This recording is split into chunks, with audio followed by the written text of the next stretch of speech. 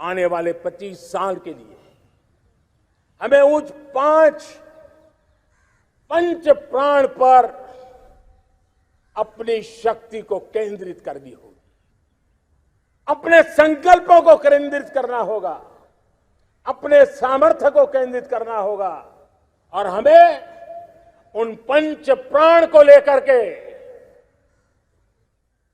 2047 जब आजादी के 100 साल होंगे, आजादी के दीवानों के सारे सपने पूरे करने का जिम्मा उठा करके चलना होगा।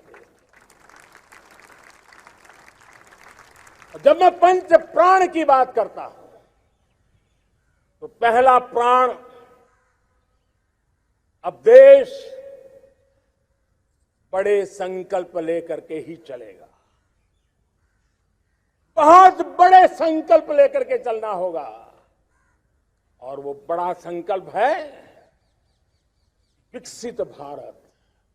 अब उससे कुछ कम नहीं होना चाहिए, बड़ा संकल्प। दूसरा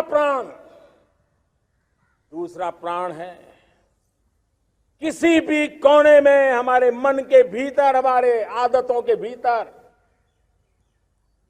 गुलामी का एक भी अंश अगर भी अभी भी है तो उसको किसी भी हालत में बचने नहीं देना।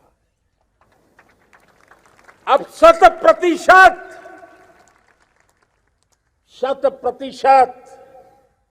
सैकड़ों साल की गुलामी ने जहां हमें जकड़ कर रखा है, हमारे मनोभाव को बांध करके रखा हुआ है, हमारी सोच में विकृतियां पैदा करके रखी है, हमें गुलामी की छोटी चीज भी कहीं नजर आती है, हमारे भीतर नजर आती है, हमारे आसपास नजर आती है, हमें उससे मुक्ति पानी ही होगी।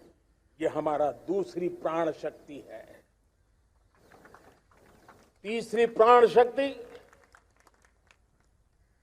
हमें हमारी विरासत पर गर्व होना चाहिए, हमारी विरासत के प्रति, क्योंकि यही विरासत है जिसने कभी भारत को स्वर्णिम काल दिया था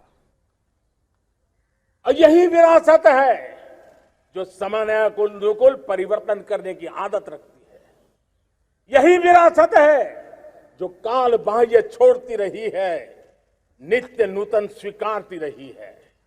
और इसलिए इस विरासत के प्रति हमें गर्व होना चाहिए। चौथा प्राण, वो भी उतना ही महत्वपूर्ण है और वो है एकता और एकजुटता। 130 करोड़ देशवासियों में एकता, न कोई अपना न कोई पराया। एकता की ताकत एक भारत श्रेष्ठ भारत के सपनों के लिए हमारा चौथा प्राण है। और पांचवा प्राण है नागरिकों का कर्तव्य। नागरिकों का कर्तव्य